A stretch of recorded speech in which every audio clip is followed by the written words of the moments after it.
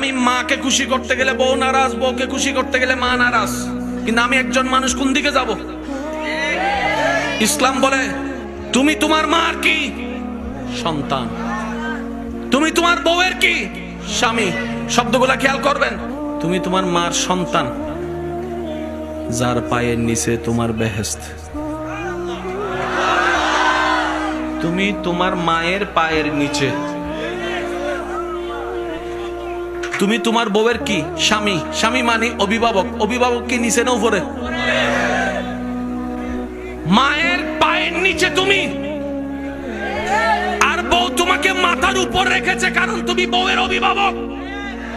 তো উপরওয়ালা তো নিচের ওয়ালা মতো হয় না, নিচের ওয়ালা তো উপরওয়ালার মতো হয় না। এবার সে বলে আমি করব কি? বলে যে শোনো, তুমি মাকে মাথায় রাখো, বউকে বুকে রাখো।